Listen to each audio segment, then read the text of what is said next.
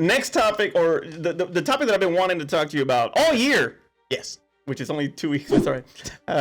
Is The Rock and the DC and the fall of the DCEU. Okay. As of right now, anyway. All right. So right now, I love how he became the scapegoat to the fall of the DCEU. So the fall of the DCEU was falling already. Okay. So I might throw Ezra Miller on here on the fall of the DCEU. I want to say that. We did a show on Black Adam, recently, and we both pretty much praised it. It was a decent movie. It wasn't the best movie in the world. No, it was not. But it was good. It was okay. He looked the part. I still thought he needed the hair and the ears, but whatever. But it was the passion project. It was a passion project of him for 15 years, and he really wanted to pretty much market this film as being the hierarchy changing movie in the DC EU. All right. So when it rolls out, obviously the reception is not as welcoming on certain degrees. Right. The critics are always going to be harder on these films than the audience is, but the audience gave it a decent score. I want to say 88%. Yeah, 88% versus 30-something% on Rotten Tomatoes. People talk about this movie was crappy. This movie was good compared to the audience. This thing was I mean, if they'd have taken if the Rotten Tomatoes fresh meter was based on the audience score, this thing is fresh. Right. This is all the critics panning this movie, and a lot of the reasons why is because the movie just took too damn long to come out. Well, that's true too. Yeah. And they didn't like some of the story beats, but okay. And neither did you and I. So anyway, but it obviously it performs well for a little while. Obviously, it's going to have some competition. With Halloween Ends is still out there. It's going to have this competition. Now, you have Black Panther that comes in November and just freaking demolishes it. So it didn't have really any legs. It didn't stand a chance. Take on Black Panther. So now you look at what the executives are looking at. First of all, the stories are out that he went behind the executives' back to have this conversation with Henry Cavill to bring him back, or he manipulated certain things and so forth. Whether that's true or not, I don't know. Following The Rock since '98, I mean, the guy seems like he's got a lot of character. I don't see it, but at the same time, money, power, access, and Hollywood can change people. So I don't know exactly where that is. I'd like to talk about that. All right, so go real quick. Okay, so a lot of the story was like, he went behind his back. He asked for this. He went straight to like the head execs for DC and asked for this and asked for that. I get that. Dude, when you're The Rock, you don't talk to the low person. You think Tom Cruise is like, hey, would you mind if we did this thing and we're running this and you ask your boss and he asks his boss and then he asks his boss? Tom Cruise just goes right to the guy, right? The Rock just goes right to the guy. Why wouldn't he? Why would he sit back and wait for it to go 5 different people to make a decision when it's not like he didn't know the guy. Right. He knows the guy. Right. It's like, hey, you know what? I need to ask my boss for a promotion or a pay raise or something like that. So I know the actual guy who makes the decisions on the pay raises, but I could ask the shift supervisor and then the lead supervisor and then the night manager, and then he will talk to the person who makes the decisions. But the guy who makes the decisions, I hang out with him every week. Okay. Why can't I just ask him? Okay. Why can't I ask him? Why I gotta go through these things? It's different if I say if I work there, because there is a change because I work there. He's here for this thing, and it's like when this thing is over, hey, I got some other ideas and some other things. It's like I know the guy. It's like I'm not just jumping over you guys.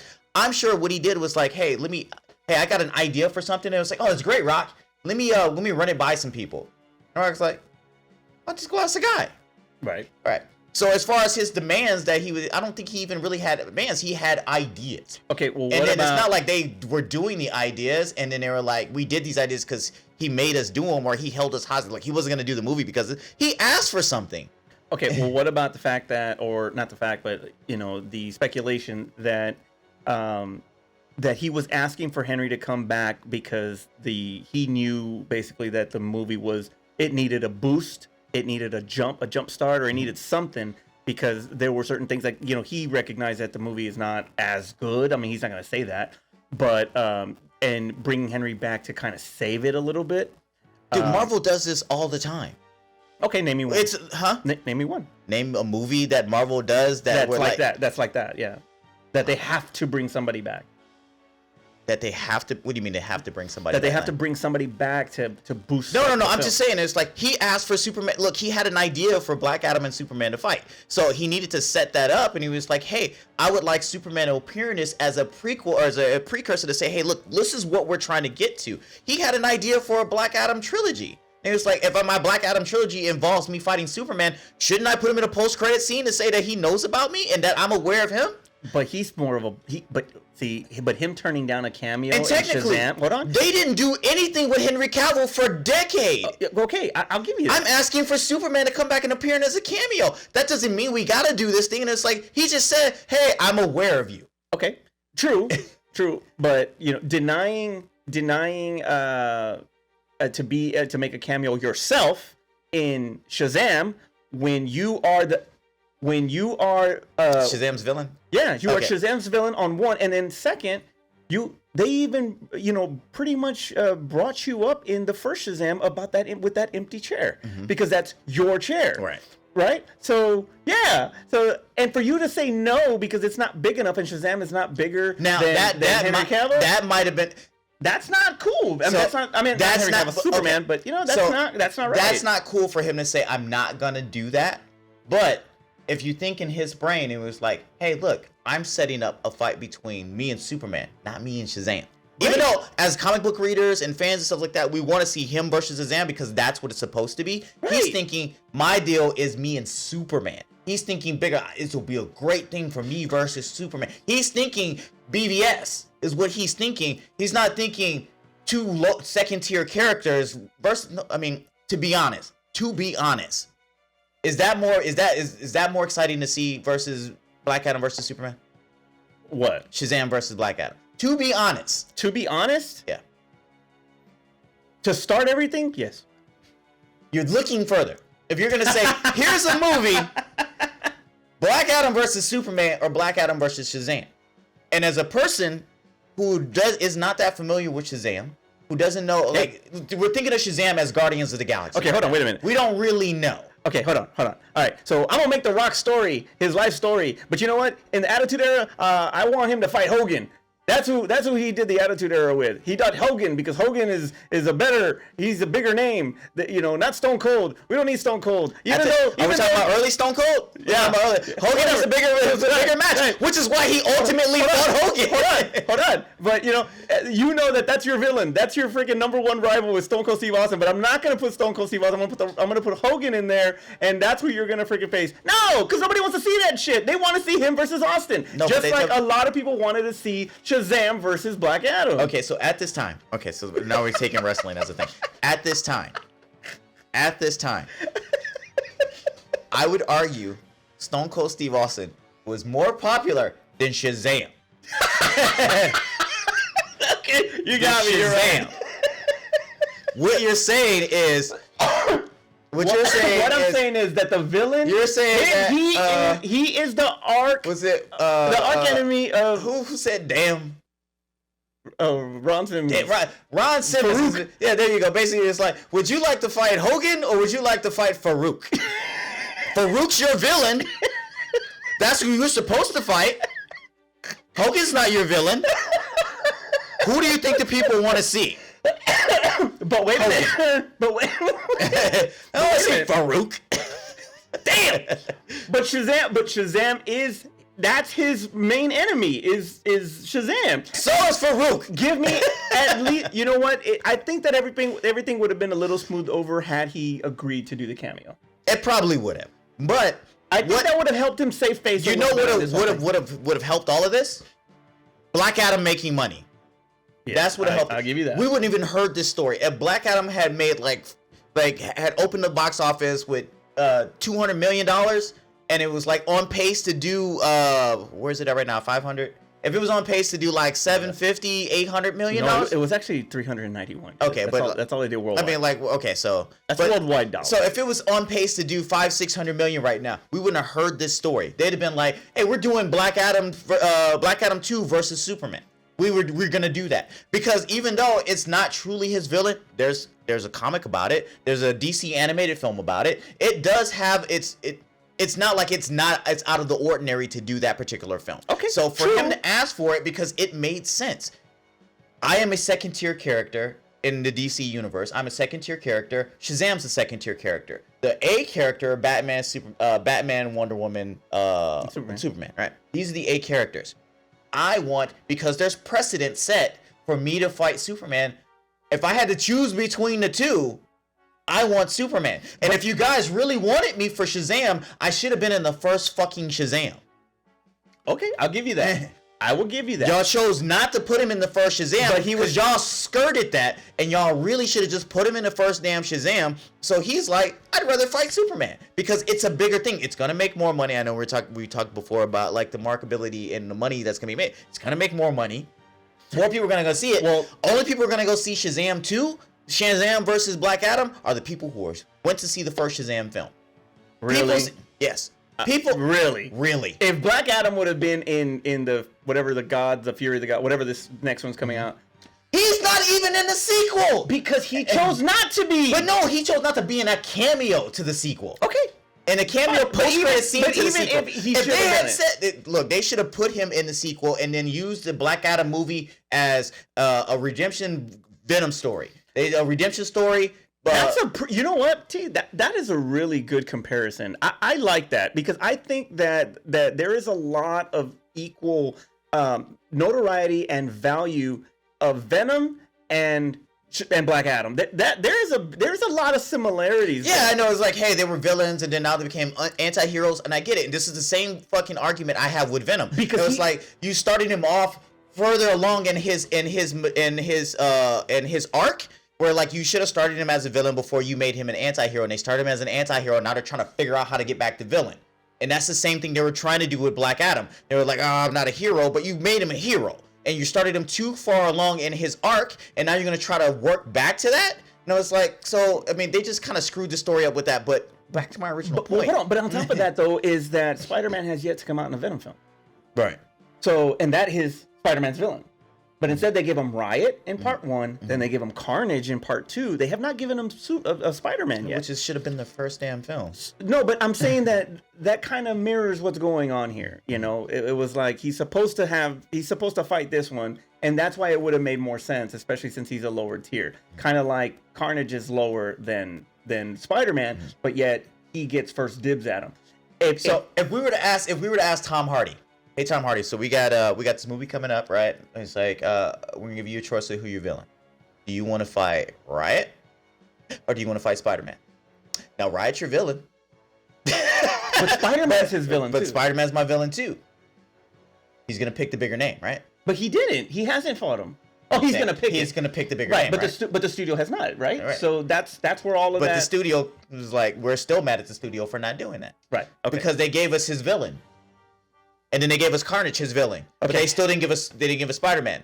They have not. They have not given us Venom. The one that's supposed to fight Venom. They have not given it to him. No, you're absolutely right. They have not. And you're telling me I'm gonna now have to wait to be in the third part of Shazam, which may not even be guaranteed because the Fury of the Gods really doesn't look that good to me.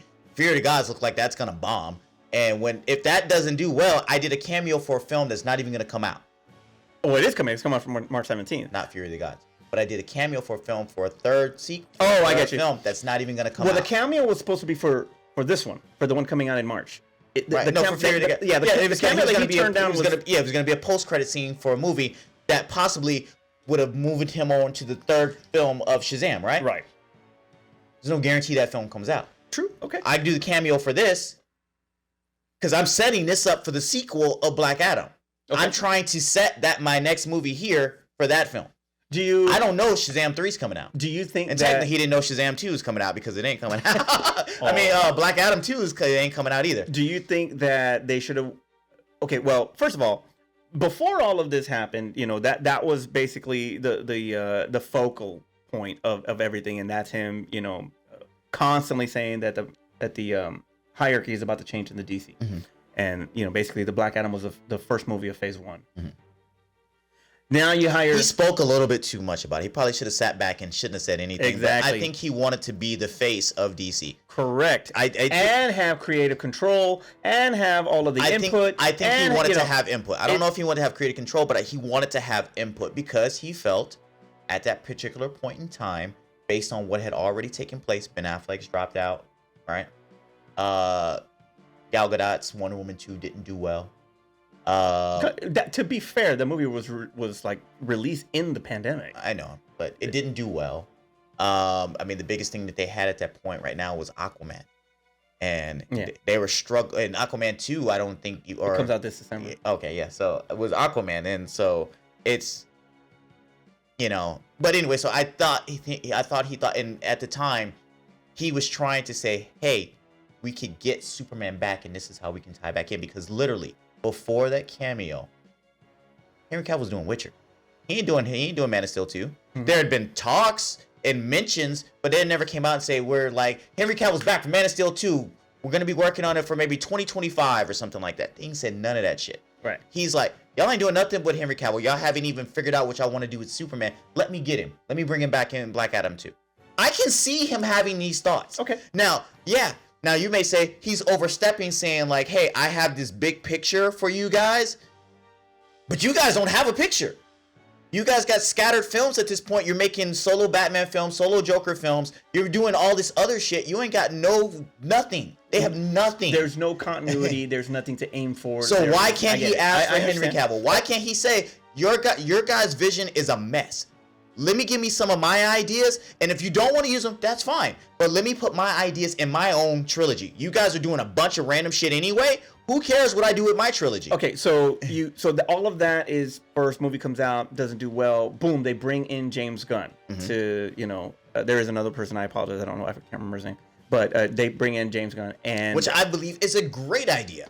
But then he goes and completely wipes out the Snyderverse. Because he knows how much of a mess DC has made out of this. Right. But you just announced, now, Henry Cavill, much respect to him, is not, I mean, from what I understand, it was a verbal agreement. Bullshit. I'm signing something. If you're gonna bring me back in this, especially make me quit Witcher. The Witcher. You give me something to write. Let me get my contract. Whatever. Right. So he comes in, completely cleans house, and now basically he's made Black Adam franchise part of a multiverse now. This is not something that we're gonna continue. Or our DC is not gonna continue. You're not gonna. They're not making it. They killed the franchise anyway. But you're gonna remain in the timelines, in the different timelines. Maybe we can use Black Adam in a future, and that's fine because they have to go multiverse. Yeah, but he's gonna be 50 years old, or he's already 50 years old. All of these solo films that they did is like they have to go multiverse because it would be like get rid of Robert Pattinson, get rid of Joaquin Phoenix, right? And it's like, and they're gonna recast anyway, aren't they? Well, they because have this whole musical Joker thing that's coming out. Well, that's still in that timeline. And then the Batman has another Joker in his movie. So we don't even know who the Batman is. So they had to scrap all this stuff, and it's like they gave it. And look, James Gunn is like, I would say the same thing, and it's like, hey, I got some great ideas and stuff like that, but unfortunately, I can't say what you guys have done. You guys have screwed the pooch so much. All I can do is just clear the board and then start over. Okay, so now they're gonna start over. Now the fallout from all of this is that the Ezra Miller Flash is still coming out. That's the fallout. And well, that too. But they're also not. With him, they're not really thinking about removing him after all the crazy shit he's done. So that's insane. Yeah, so Rant gets a bunch of bad press. Right, but Ezra Miller is actually punching people. Yeah, and nothing. But anyway, so there were contract obligations based off of this particular franchise that Henry Cavill, Ben Affleck, and Gal Gadot were supposed to be a part of, as far as future projects. Pretty much stalling everything else that they had on their plate, and them choosing to push it aside because they have to do these movies. Now that they are not, and they are been basically, saying no, the word is still out on Gal Gadot because they haven't said anything about her yet. But I thought she posted a Twitter thing after the director had said that she wasn't coming back because of creative differences. I thought Gal said that she also was not going to return either. Yeah, well, I haven't read that part. I'll see if I can look it up and put it in the thing. Okay, but I do know that they still had movies under their project on their slate for them. Now, them not doing it, then they're turning down other projects because they're committed over Yeah, here. exactly. So now they're missing out on work. So now they're all suing Warner Brothers. Of course, this guy with a contract to do these movies. Right, and they're turning down work because they're supposed to do these movies. That's why I think this is still way too early about this whole clearing the slate and starting over. I think it's way too early because of stuff like that. I think that maybe they will just come to terms and rework this stuff. I think in a year or so we'll hear something completely different. Once we get past the Flash movie that's somehow still going to come out, I think that they'll have a better view of what their future is going to be and then make decisions going forward. I think, unfortunately, even though both movies were received very well, they should not have done those movies. They should not have done Batman and they should not have done Joker because it screwed up what they were doing. I think there was a lot of course correction that could have happened to save this, but unfortunately they did those movies and those movies were good, and it basically it tanks everything else. But who's to say that they don't turn Pattinson's Batman into the first? They could, but that could have been Ben Affleck's Batman. Yeah, true. But they promised him to direct a Batman film. They didn't necessarily say who's going to star in it. So, I mean, hey, you can direct one, but it ain't gonna be you. Exactly. It ain't gonna be you. So overall, you're thinking that this is not The Rock's fault. This is just DC. I think this Warner Brothers completely being disorganized and not. I think they're throwing him under the bus to cover for the failure that happened with everything, with at least his franchise. I think they're throwing him on the bus to say like it failed because of him and not because. Maybe we made the wrong story choices.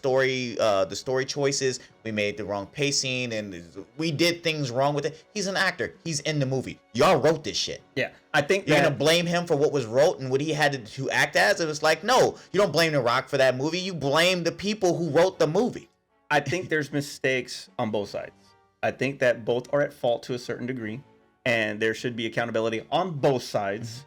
And once again, if it had made $600 million, we don't hear the story. I agree 110%. But you know what? At the same time, even though, and you know what? To prove your point, Suicide Squad was not as good, and it still made $700 million, but nobody really said shit. No. So I'll give you that. No, they didn't throw. Well, they did. I was about to say they didn't throw anybody on the bus, but they did. They threw the director on the bus on that one. Yes, they did. Absolutely. They threw the director on the bus on that one, and that was more on him anyway because he directed. You put this together. It's like Rock just acted in the movie. So now, okay, well, no, he did more than that. He was like you said. He just talked a little too much. He talked a little. He talked a little bit much, but like I said, he didn't. So now there's a possibility he's jumping ship going to Marvel. So we'll see how that goes. I don't know who he'd play in Marvel.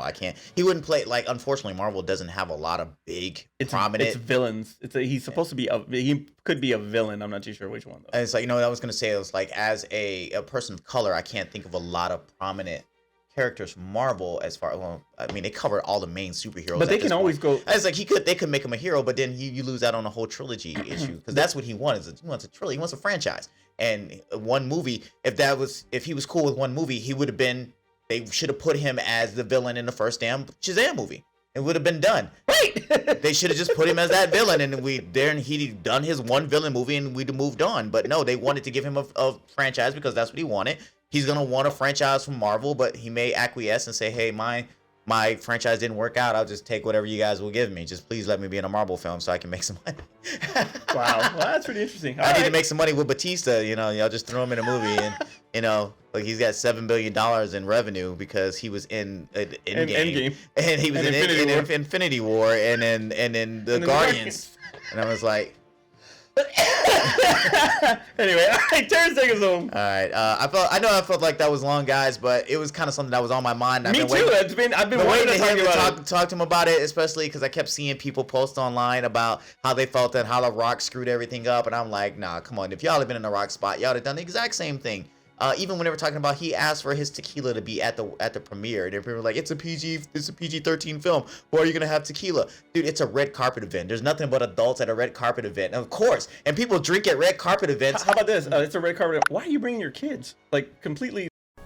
Wait, guys, are you still here? I'm glad you're still here. All right, so if you look down, I mean, it's somewhere over here. Look down. We actually have a Patreon. So if you guys watch the show and you really like what we want to do and you want to help support the show and you want to help me get an editor so I can get to sleep at night because I'm really tired and you guys see all my mistakes in the episodes. So please go to patreon.com/thegoods. Give us a penny, give us a nickel, give us $1. Just don't give us the finger. Don't do that. But make sure you do donate something because we do have some giveaways. There's posters, there's t-shirts. I'll sign something for you. Exactly. So take a look, guys, and help us out. We appreciate it.